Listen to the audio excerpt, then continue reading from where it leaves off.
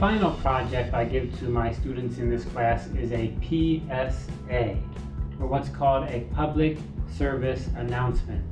Now, you've seen PSAs before. They're usually from the government, and they're on the TV or on the radio, on the internet, and they tell you things like don't drink and drive, don't smoke. They tell you these things to make life better, to help society. In this topic though, what I ask my students to do is a little bit different. It's a public service announcement, but on the part of or to benefit an organization. So in this assignment, what I'd like to do is create a PSA video that is 30 to 60 seconds long, again, very short. But I want my students to find a local nonprofit organization. Of course, a nonprofit being that they are donating their work and their time. They're doing something for the community. So right away, that seems something that they're probably trying to be positive towards the community. So I want you to find a nonprofit organization and then develop a PSA for that organization. So you go work with them. You tell them, I'm going to make a 30 or 60 second video. And again, I just want to emphasize 30 seconds, 60 seconds, that really helps you to make your message clear. I prefer 30 even, but it's hard. 60 is a little bit easier to get a little bit more space, but it's important to try your best to get the message clear and get it really concise. So for the PSA, we go ahead and find the organization that you're interested in. I don't tell you which one, it's whichever one you want to find. And you offer that you can make that video for their website for them, that they can use it later. They can use it at their events or at other meetings and venues they have. And they generally can use it to help raise awareness or even raise funds. So I'm telling my students, hey, this project, work with the community, and in turn for their cooperation, you're going to give them a video that they can use. So that's great. That's a great little kind of cooperation. Now usually this we call the client, the person we're working for, the organization, the client, although technically it's not a client because they're not paying, but still we're working with a client in a way. So you need to get them involved in this. And I also remind my students, don't forget the release forms, very important, because you're going to be giving your video to another organization. That organization then becomes responsible for that video. So you don't want them to get in trouble or get sued because you forgot to get your release form. Yeah, that'd be a big mistake, right?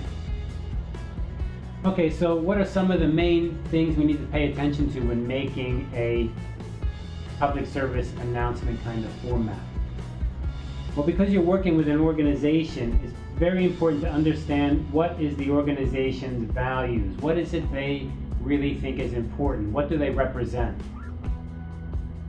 So you need to kind of make the goal very clear of the PSA. Now, hopefully they already have their message clear. Usually they will. So you can look at their website, you can look at their brochure, and it will be very clear on what their goal is. Help our community through cleaning the streets, something like this. Very, very clear action. So that's probably ready, but you need to spend some time to make sure you understand it clearly. Then what you're going to do in the video is you're going to show those values by using the images in your video. And as I've said previously, show, don't tell.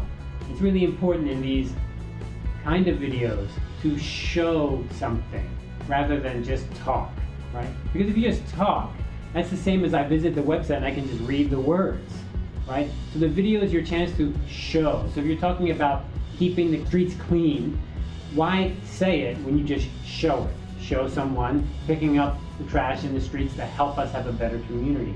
Just go ahead and show it. Usually that organization will have a tagline. That is like a line that makes them famous or something that they've said that makes it very clear what they want to do. It's a very marketing kind of thing. So include the tagline in your video. You may speak it, you may say it, you may have it written in words on the video, but you want to include that to help really make it clear. That's kind of the punchline, I think. And know the target audience of the organization. So remember, we're always talking about this target audience who's going to watch your video. Well, in this case, the target audience for the organization is going to be their target audience, not yours. So you need to think, who is their target audience? Who would they like to make this video for? And then you need to make the video for that target audience. All right, let's go to the hardware table. Okay, here we're at the hardware table again, and what do we have today? Well, in today's hardware, what we're looking at is kind of related to post-production. So we talked about after you get back, maybe you want to add some sound. What if you want to add some video? Like just now I was showing you my slides. How can we add something like that from our computer? How can we take images from our screen and capture them and put them into our video? Well, one way is you can probably use some software on the internet. You can find some software that will help you capture or screen capture. That works, but it doesn't always work great. And if you want to capture some screen and also capture some sound, that doesn't always work so great either. Let me show you something that does work very well though, and that's a capture card or a capture box or something like this. Now, you probably know someone who has one of these, because usually who uses these? Gamers use these. So they play games and they like to record their games and put that recording on the internet or share with their friends. And this is just one of them from AverMedia. There are many others that you can get. Now, you can buy expensive ones, but you can also get pretty cheap ones. Let me show you why this is so great. So on the back, we have our inputs and outputs. A little bit hard to see because it's all black. But you can see it has HDMI. So what you do is you take your HDMI cable from your computer going to your monitor. You take it out of your monitor and then it's in here. So you have an in. And then you take another HDMI wire and that's out, and that goes to your monitor. So this is in between your computer and your monitor. So from your computer to here, and then from here to your monitor. So you see what's really good about this is it doesn't take up any power from your computer. It doesn't slow down your computer in any way. You can just use this in between your computer and your monitor. So it's really great and convenient in that it doesn't slow down your PC at all. Then what do we have? The last little bit of this is the wire here. Oh, too many wires. It's the only downside. You got lots of wires everywhere. This plugs in, and what's at the end of that is a USB wire. This is USB 3.